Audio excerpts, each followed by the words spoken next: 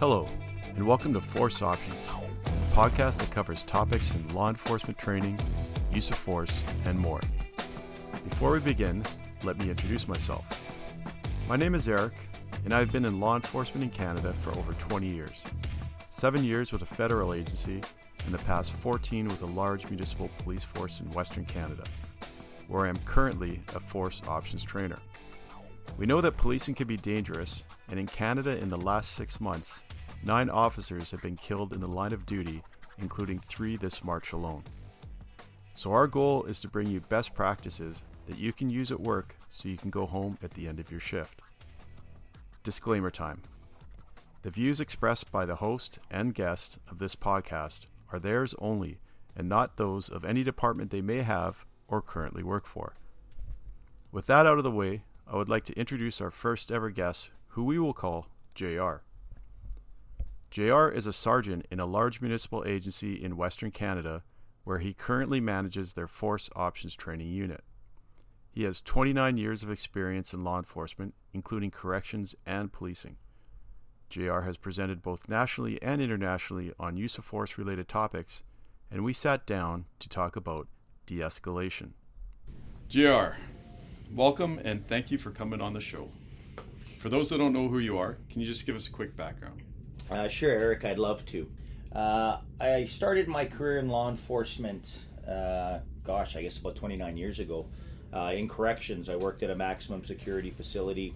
I got involved in training when I was there after a relatively short time, and then I worked out at our academy for corrections for a couple years, and then I started my career in policing, I guess about 20 years ago now.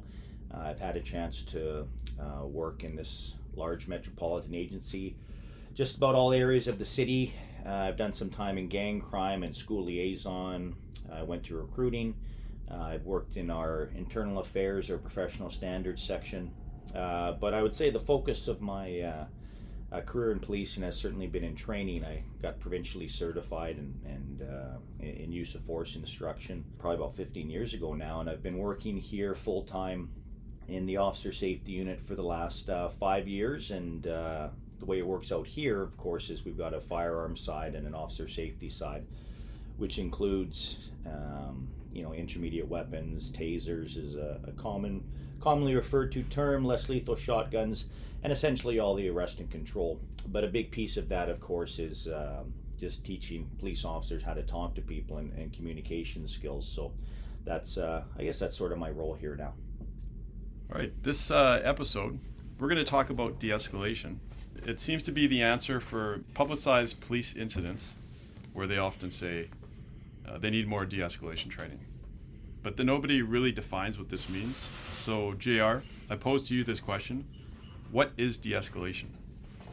Well, it's a funny one because a couple years ago I got to go to a International Chiefs of Police conference and sat on a working group with the intent of discussing exactly what you just asked me, what de-escalation is. And even there was a room full of people with all different backgrounds and all different levels of experience and skill sets, and not just even policing. There were some psychologists there and people from the media, and it was very hard to come up with an exact wording of what that means, because I really do believe it means different things to different people. I mean, we use the term quite a bit, de-escalation, but it's it's not really a phrase or a tactic or a technique. I mean, it's not a magic word. I think in policing, de-escalation is really a goal, sort of a desired end to an incident, using less force rather than more force.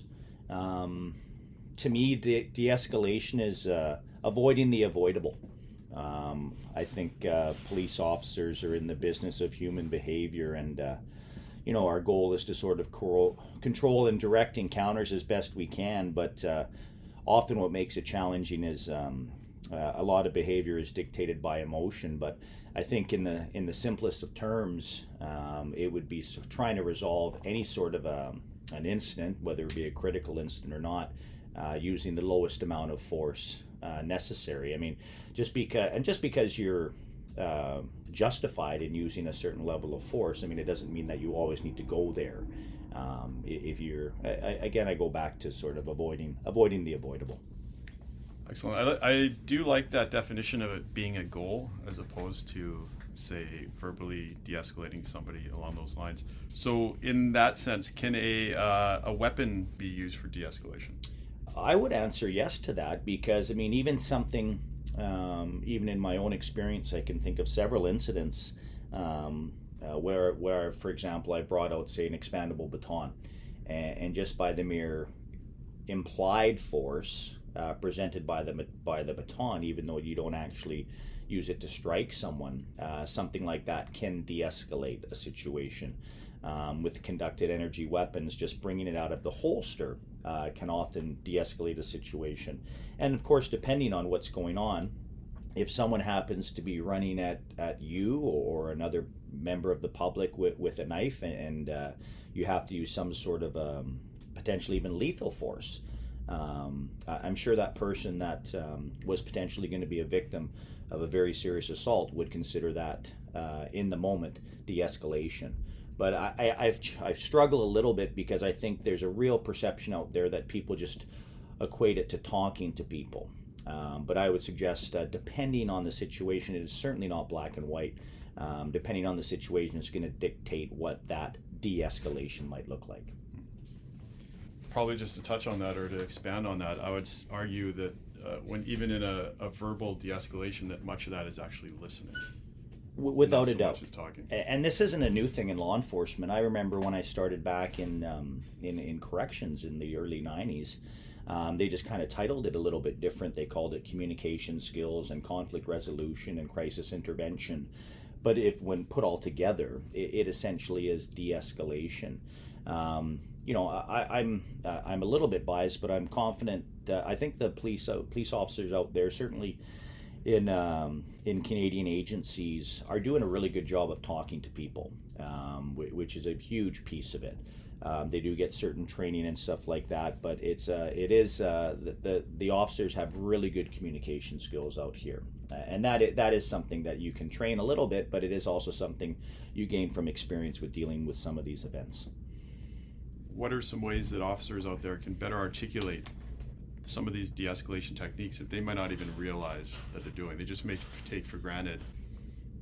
I mean, it's hard, Eric, because when we're hiring people to work in policing, and they hopefully have a little bit of common sense when they're hired, and we sort of train them to a certain level or skill set. And then we essentially at times put them in probably the most stressful situation that they've ever been in their life. And often the expectations that we put on these officers are beyond human performance capabilities. Yet they're still expected to, make these split-second decisions under a complete amount of stress, and with the expectation of using the least amount of force necessary. And again, that's where this buzzword of de-escalation. But I mean, imagine if you would you ever say to a firefighter, "I need you to put out that massive fire using the minimal amount of water necessary"? Like it's a challenging thing. But back to the articulation piece, I think that through training, and we're guided by the National Use of Force Framework and the training we provide the officers, and there's some policy stuff in there as well where that certain things kind of need to happen before we escalate to certain levels. But I think if people just sort of keep that in mind, and it is something that we do in training when we're talking about being able to articulate, and we give people advice on language and terminology they use in their reporting or stuff like that, or when they go to court. But I think it is something that if you start doing it very early on in your career, and that just becomes your baseline standard, it's something that's going to serve you well for 30 years of policing. Can you give us a few tactics or tips on de-escalation? I think one of the biggest things is distance and time, because it is, if you find yourself, I mean, just to rephrase that real quickly, I mean, the buzzwords would be time, distance, cover, and communication, and that's all sort of depending on the situation. But distance creates time, and when we have time, often we make better decisions because we have a little bit of time because of the distance to react. I mean, dealing with someone who has some sort of a weapon from distance and from a position of cover, it does certainly make it easier for you to communicate. It's and just sort of being in the business of human behavior and just sort of dealing with people and understanding that sometimes no matter what you do or say, they might not want to play that day. So you just being aware for that, and but always keeping in mind of resolving something at the lowest force level possible. Now, before we end, is there anything that you think we didn't cover but we should? I think we certainly do a little bit of a disservice that we don't give the officers enough training, and it's something that, imagine if you had a child that played sports. Think about how many practices they go to a week, how many games they go to a week, and that's just maybe during a season. It's hundreds of hours where we basically give officers about 70 hours of training. It's not enough. So I do feel we need to stress the training. We have to keep working on doing a good job of talking to people and doing our best to keep everyone safe. Well, JR, we're going to wrap it up, but thank you for your time, and we hope to have you back soon. It was my pleasure, Eric, and I'd love to come back. I would like to thank JR for coming on the show and listeners for giving us a small part of your day. You can find out more about the show and our guest at forceoptionstraining.com. And remember, let's be careful out there.